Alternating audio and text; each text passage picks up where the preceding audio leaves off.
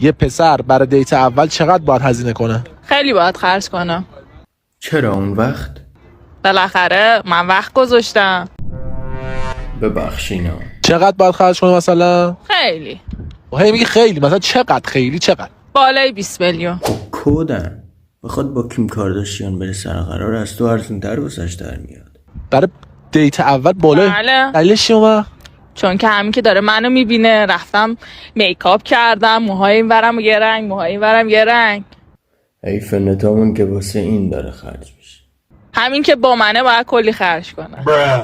اون وقت مزیت تو بی لول چیه واسه اون؟ خب شما هم با اونی.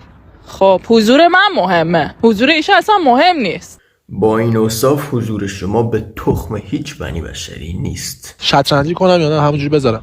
بذار. سر دل هممون